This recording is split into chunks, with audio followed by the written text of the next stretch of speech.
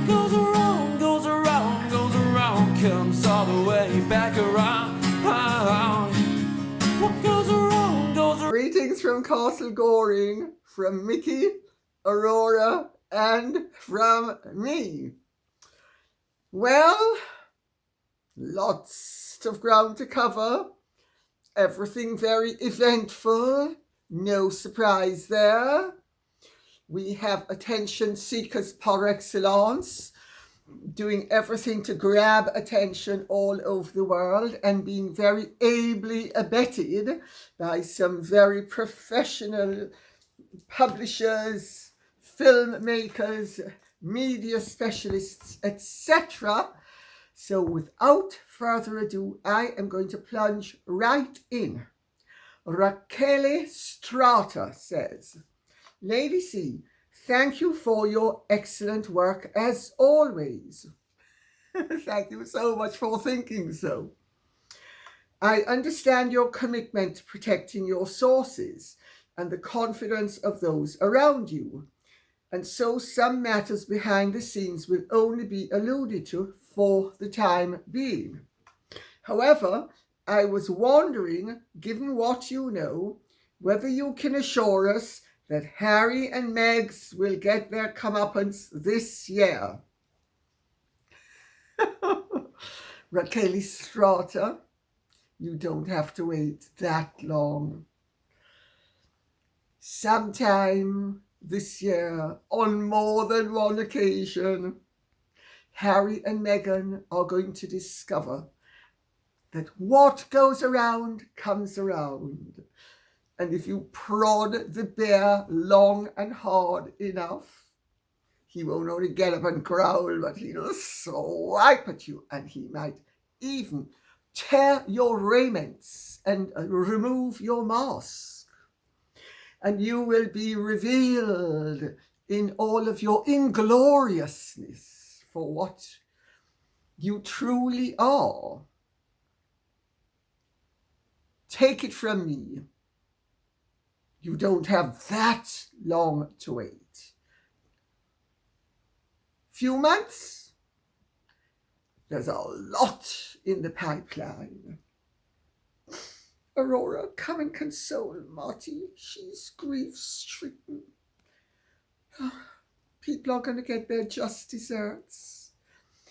They're going to discover that attack was not the best form of defense. That sometimes coming clean is a far better policy. However, that's because you and Motty have one view of things and they have another. Aurora's licking my hand for all it's worth.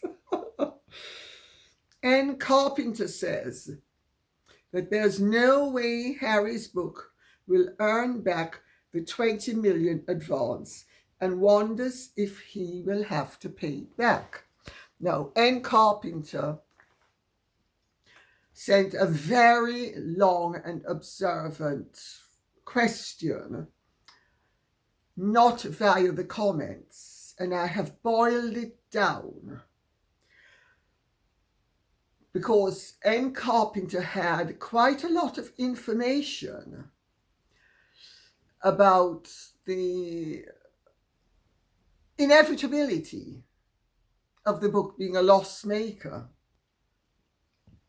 unless Penguin Random House have somehow managed to pull a rabbit out of the hat and make 2 and 2 22, when in fact 2 minus 2 rarely is 0 and 2 and 2 is 4. To answer the question succinctly, it will be a miracle if Random House makes any money out of this. They have printed a lot of copies, anticipating, as publishers often do, when they buy something, it's a surefire bestseller. And turns out that the bullets are all dummies. Maybe also the author, come to think of it. Well, the purported author. The real author is no dummy.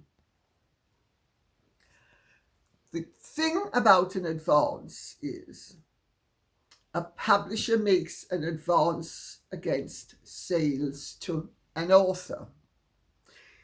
It's usually done in 3 separate tranches.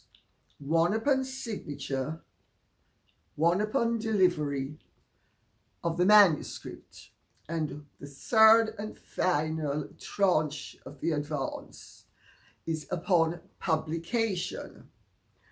So Harry will be getting a bank transfer on or around the 10th of January, the final third. Penguin Random House don't get back a penny of that money. That's all for Harry to keep. It is an advance against sales. If they don't make the sales, the author keeps the advance as long as he or she abides by the terms of the contract. Publishing contracts are usually pretty standard fare. F-A-R-E. Therefore, there's no likelihood of Harry having to pay back any of the advance. But this is one of the reasons why Harry and Meghan have to remain together, whether they are actually wanting to be together or not. Depending on the contents of the book and going off the mockumentary, the on-reality show, Anthony and Cleopatra have nothing on Harry and Meghan. They're great love. I would imagine that this is going to carry over to an extent into the contents of the book. Harry needs a saviour, and Meg's baby allowed him to believe she was his saviour, Diana Mac too. Well, how would the book work? Think about it for a second. If, just before publication, it emerged that Harry and Meghan were separating, Penguin Random House would have a perfectly valid case for withholding the final third. Now you begin to see why, no matter what's going on in Montecito, they have to present a united and loving front. I hope that answers the question and answers more than one question at the same time. Eileen Carter says, Harry seems to have a cold in the interview, sniffing. I feel a cold coming on too. And pupils dilated. Well, my pupils don't dilate, I'm afraid. Oh, yes. Many people have noticed that Harry not only constantly touches his nose, which is not only a sign of leakage, but it's also a sign of guilt, dishonesty, awareness of lying. Which is it? Or is it just hay fever or a cold? I don't know if you've noticed, but Meghan has a tendency to touch her nose quite a lot as well. One wonders what the message is that we should be receiving from all this nose touching. But the pupils are another matter altogether. Do you remember the Freedom Flight? He had 2 saucers, not 2 pupils, 2 saucers. What I also find interesting and seems not to have been alighted upon by any of the mainstream media, is Anderson Cooper's connection, rather tenuously but very definitely, to the royal family, because his mother, Gloria, whom incidentally I met once or twice. The first time I met her, she was with Anderson's father, Wyatt, at Bob Taplinger's party for Cary Grant's, it must have been his 66th birthday, because it was, I think, if I remember correctly, it was January 1970. I don't know when he's born, but that's when the birthday was celebrated. And I think he was born in 1904. Gloria Vanderbilt was there, exquisite looking woman. She had raven black hair, porcelain skin, very pale, very generous lips, painted bright red, and rather big black eyes. I think she was, her mother was half Peruvian, if I'm not mistaken. Her mother had an identical twin called Thelma, not Thelma, Thelma. It's spelt Thelma, but pronounced in the Spanish way. Thelma was Gloria Senior's, Big Gloria as she was called, Big Gloria Vanderbilt's identical twin. She married Lord Furness, who was a very rich old English shipping magnate. She started up an affair with the then Prince of Wales, who subsequently became the Duke of Windsor. She and Lord Furness had a son. If I remember correctly, his name was Tony, but I could be wrong, but I think his name was Tony. And Lord Furness wasn't sure that he was his son, and there were huge problems. Anyway, Lord and Lady Furness got divorced. And the reason why they got divorced was because of her affair with David Wales, as he then was. Gloria Vanderbilt Sr., it was the largest custody case of the first half of the 20th century. Gloria's sister-in-law, Gertrude Whitney, who was ironically enough my great friend Sarah Spencer Churchill's Aunt Gertie, she sued for custody of little Gloria. And it was a huge case. And Big Gloria was practically destroyed because of one question that her counsel rather ill-advisedly asked. He asked the maid, because she had, I think she'd served breakfast to Gloria Vanderbilt and Nada Milford Haven, the Marchioness of Milford Haven, who was Prince Philip's aunt, married to his uncle Georgie.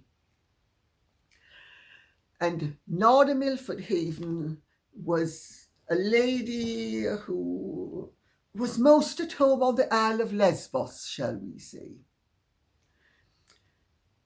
And the Whitney side suspected that there was rather more to the relationship than friendship.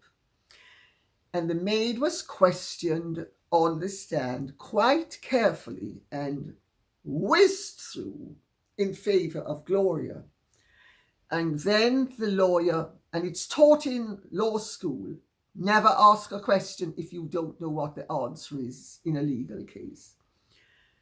He asked something apparently innocuous, such as, oh, presumably they were just having an order, and she said no, they were kissing. Created absolute havoc. And Anderson's mother was removed from the custody of her mother, Big Gloria, surrendered to the custody of her aunt Gertie, who thereafter completely ignored her. She had a very, very interesting life. And unlike the people, well, certainly one of the couple that that Anderson will be interviewing, she was not prone to self-pity. So, and for those of you who like the golden age of Hollywood, at the party that Bob had for Cary Grant, Joan Fontaine was there, Freddie Brisson was there, he was married to Rosalind Russell, she wasn't there. And interestingly enough, if I remember correctly, it was held on a Sunday evening. And the head of Fabergé was there as well, I remember, with his wife, who was awfully glamorous and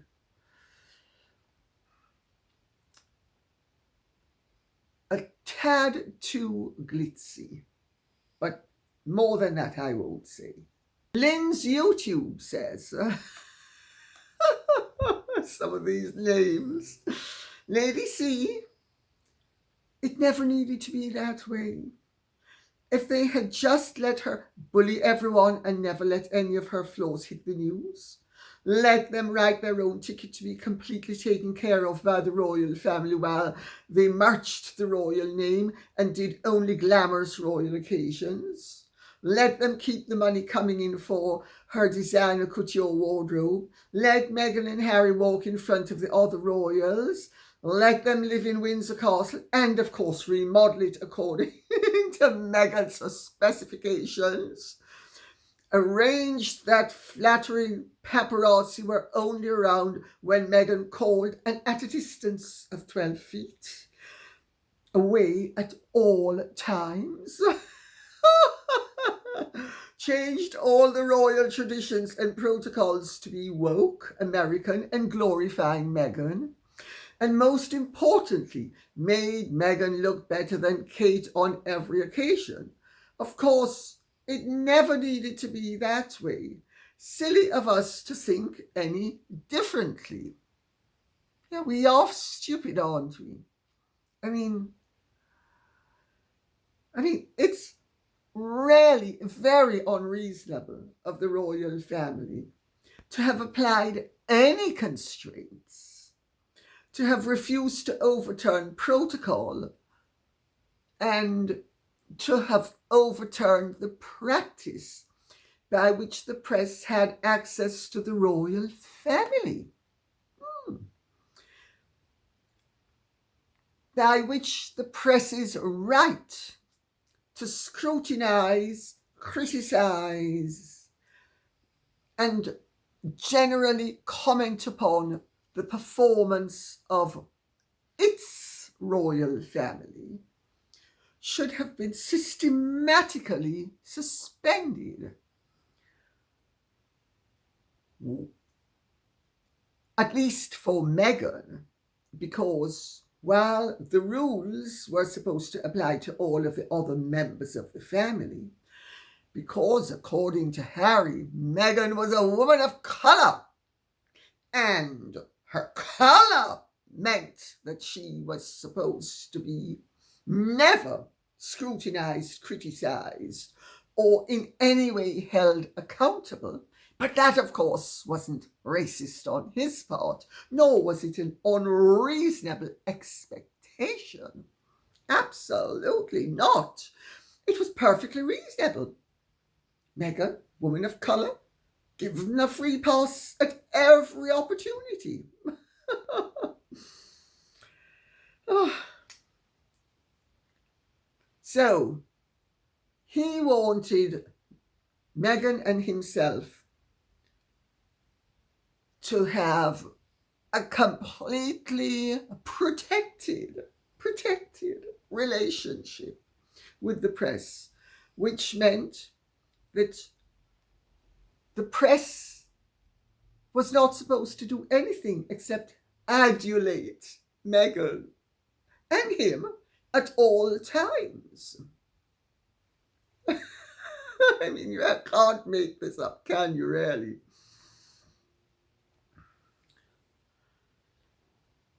Let's not forget that they were also supposed to suspend on Meghan's behalf all the rules that all royal families have regarding the non-commercialization of public service, so that Meghan could hustle those buns and show everybody how clever she is as she milks every situation. You know, it's really rather interesting. The message one gets is that Meghan and Harry were supposed to be allowed to effectively abuse every rule and regulation and get away with it. It's rather like an abusive spouse, partner, colleague who is constantly telling you, the victim, it's all your fault. If you hadn't been standing there as I was coming at you with fists flying, even though your back was turned to me and I couldn't see, it's your fault. Unbelievable.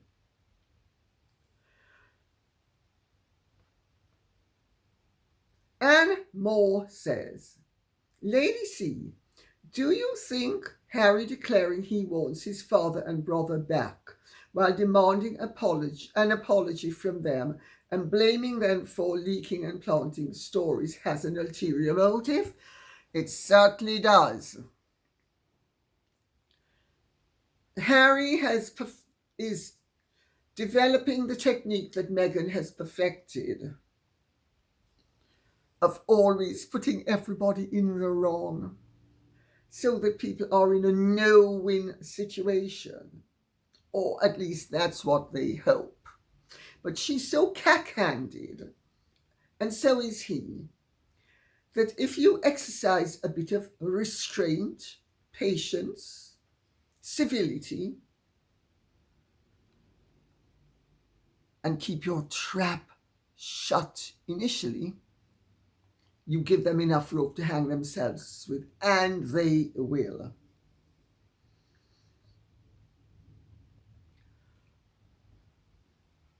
You know, Harry doesn't want his father and his brother back. He doesn't want the relationship. He says he wants it so that they can look bad. And he's covered himself as he criticizes them, as he justifies his betrayal of his family, which he will be doing, I am told, in the spare. The fact that he may betray one partner more than the other, the fact that he'll betray one parent more than the other, the fact that he will betray one sibling or sibling-in-law more than the other, doesn't alter the fact that when you're thrown under the bus, even if the wheel doesn't actually run over you, you still come up messily.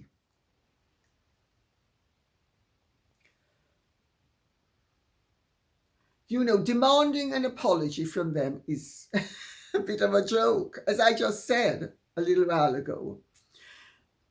It's like the abuser asking his victim for an apology, blaming the victim for his action against the victim. As for blaming them for leaking and planting stories,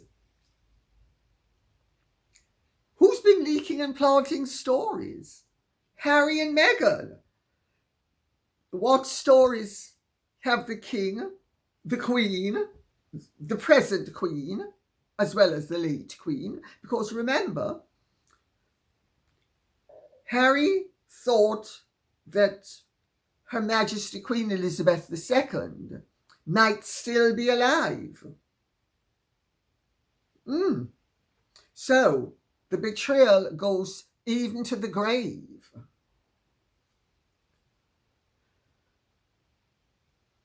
Did he have an ulterior motive? Yes, he does have an ulterior motive for making those claims. Not only is it to put himself in the right, even though, of course, we can all see through him. It's also because he is angry that Charles and his grandmother refused to muzzle the press when he demanded of them that they muzzle the press. Now, had Harry at the time come clean and said why he wanted them to muzzle the press, they might have been a little bit more responsive than they were. As it was, they didn't realize what was going on. So they were groping in the dark, and they came to the conclusion, quite justifiably it has to be said, that Harry wanted them to breach the rules governing the press and the royal family for his and Meghan's convenience. It wasn't only for their convenience, to the best of my information.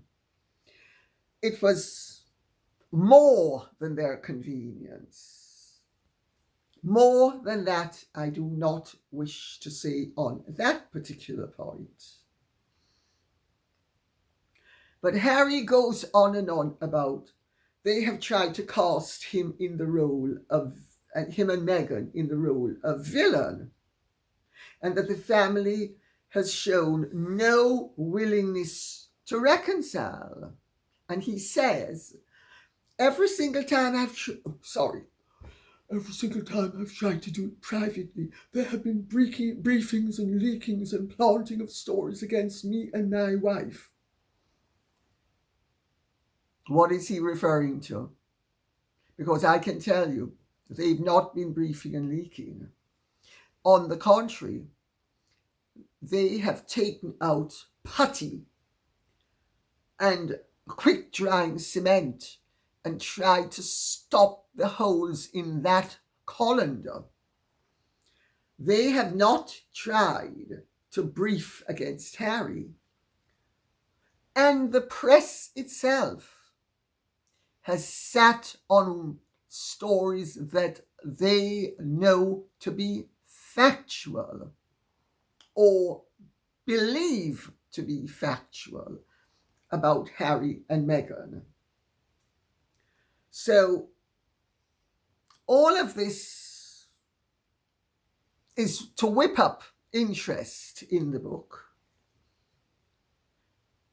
I think he's going to need the money, because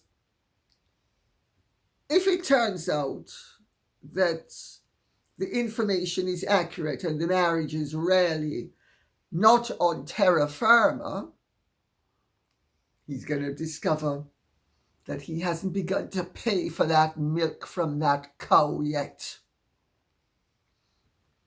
As for his comment about silence is betrayal, well, that's a Martin Luther King comment, isn't it? I don't recall Harry being quite so expert on a British history, not in his own family history. He couldn't pass history at school. As my father would have put it, the only thing he could pass was worms. But he's now littering his comments with Meghanisms. Oh, sorry, plagiarisms. Sorry. Being very wicked today. My mouth is slipping all over the place. With quotations from great Americans. The problem with Harry and Meghan attaching themselves to what they regard as marketable public figures is that it is coming back to bite them, because Nelson Mandela, who is Nelson Mandela's granddaughter, has come right out and said, quote unquote, and I'm going to read this out, Harry needs to be authentic and stick to his own story. What relevance does Granddad's life have with his? I don't believe he or Meghan have ever properly met Granddad. Maybe when Harry was young at Buckingham Palace. But they are using his quotations in the documentary to draw in people and make millions without the Mandela family benefiting. May I stop? I'm going to continue in a little while, but let me stop right now and interrupt by saying, would Harry have been taken to Buckingham Palace to a reception as a little boy to meet Nelson Mandela? I'd like to see those photographs. Now to continue with what Miss Mandela says. She said that her grandfather's release from prison was the culmination of nearly 250 years of struggle, in which generations of our people paid with their lives, and that's Harry and Meghan's marriage, can never be compared to the celebration of Granddad's release. That's chalk and cheese. There is no comparison, she quite rightly said. So we have everybody responding. You have left-wing publications like The Patriot and liberal publications like New York Magazine, really allowing Harry and Meghan to hang themselves with their long tongues. And you have people like the Mandela family coming out saying, get back and crawl under the rock whence you came, you little worm. Lewis Williams says, did he expect the palace to put out a statement to tell others to be nice to Meghan, not to feel hurt when blows are aimed at us? Does he not understand the free world and free speech? The palace would have been laughed off, because the palace couldn't control free speech even if it wanted to. Very well observed. We have human rights and the monarchy doesn't make our laws. Quite right. He seems to think that Meghan can tell lies, do sly things, behave really disrespectfully, but everyone has to just smile and stand still to be slapped. This horror show of tragedy playing out for the world's entertainment is one of the worst spectacles of mass gaslighting, manipulation and deception I can think of. And do I agree? Yes, I do. the arrogance, the stupidity, the insanity, the delusionalism of expecting the royal family to muzzle the press so that Meghan and Harry could parade themselves around and provide themselves as performance spectacles without ever being held to account and without anybody ever questioning their right to flaunt the disrespect which they were showing to the onlooker is beyond belief. You know, this is gaslighting on a massive scale. It is manipulation, and it is a form of deception. It is sleights of hand.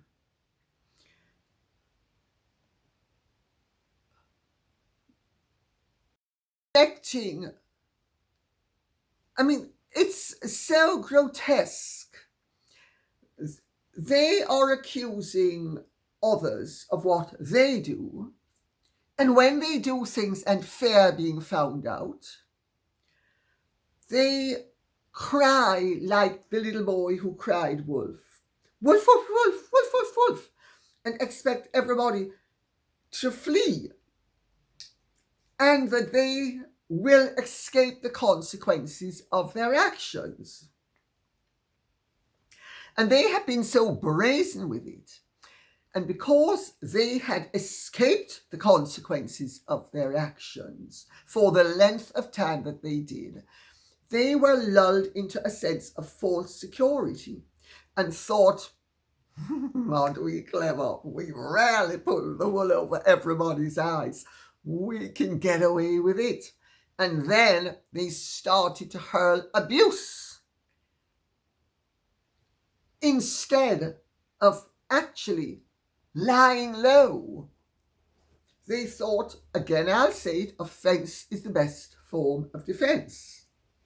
Unbelievable. The whole thing is, and I'm going to quote again, one of the worst spectacles of mass gaslighting, manipulation and deception I can think of.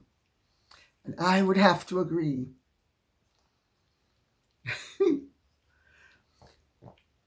The question one has to ask is the money going to be worth it? When the consequences come, as they will come, do they seriously think that they are going to be able to spin the narrative so that guilt is innocence and dreadfulness is wonderfulness? I certainly think they'll try, but let's see what happens. Julie Violet says, "Dear Lady C, Harry bleating on about how he wants his family back turns my stomach. How dare he put the blame on his father? I think he wants to get back with his father and brother because he needs them to fund him in the future. He has got a short memory. Such a fool. He is like a puppet being worked by his Z-lister wife. What do you think the outcome will be?" Well, Julie Violet, I am not a fortune teller. I try never to predict what people will do. What I do try to do is get to the core of someone's character, because as Heraclitus said, character is destiny. And if you get someone's character right, that will, to an extent, be a guide as to what is likely to happen. I honestly would not wish to predict what the outcome would be. I think there are a few possibilities, some rather more onerous than others, that I would prefer not to even address or go near.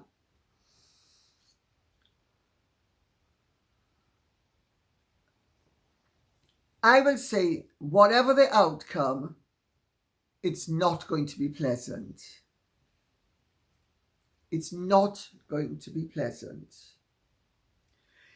I think, though, the royal family is playing a good long game in the light of the fact that Meghan, as Harry himself has warned the world, is capable of doing anything. When you're dealing with somebody who is capable of doing anything, that tends to suggest to all rational people that they better be careful, because the ordinary guidelines and parameters don't exist where they're concerned. Let us see what happens. I'm not going to predict the outcome. I don't know what the outcome is. I don't wish to say what I think the outcome will be. I could say a few options as to what I think the outcome might be, but some of them are really too dreadful for contemplation. So, if I may, I will move on to question number 7.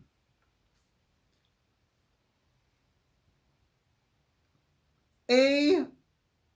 Hansen says, Lady C, what do you make of the report that the Duke and Duchess of Sussex are working on a wellness guide as a part of their multi-million-dollar publishing deal with Penguin Random House?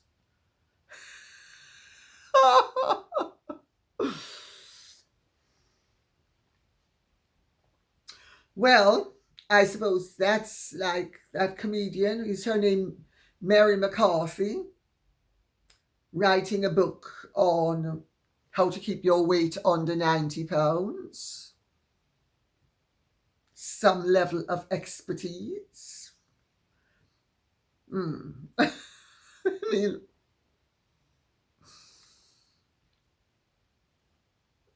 what, aside from Harry and Meghan's ego, would lead them to believe that either of them could write a wellness guide when both of them are actually prime examples of anything but wellness, unless wellness is doing the things they do and not being accountable, destroying families, destroying political moderation and stability within a quarter of the world's population. I mean, are they going to tell us about what it's like being a good son and daughter? Betray thy father be the first commandment. Another commandment will doubtless be, do unto others as you would never have them do unto you. And Meghan can write a really glorious letter to Daddy.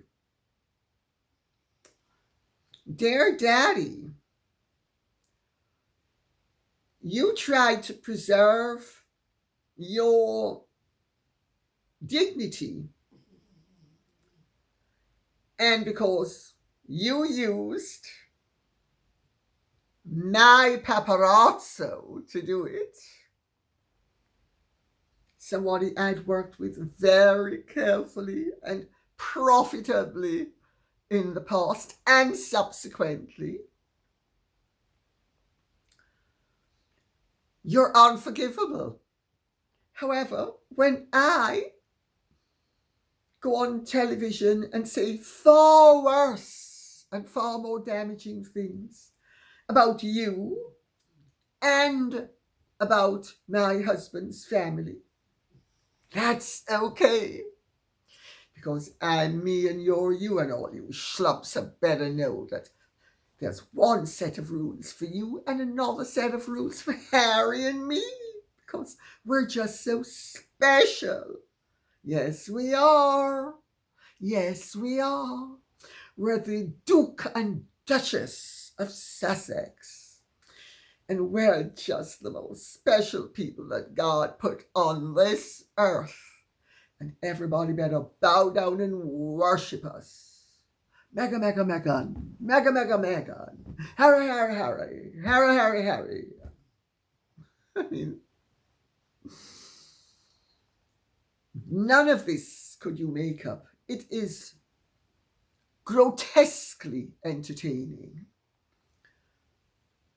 It has gone on so long that I think we are all suffering from a degree of boredom intermingled with a gruesome fascination, intermingled with the hope that it comes to an end soon, but even the belief that something as grotesque as this cannot continue indefinitely, and it will come to an end soon.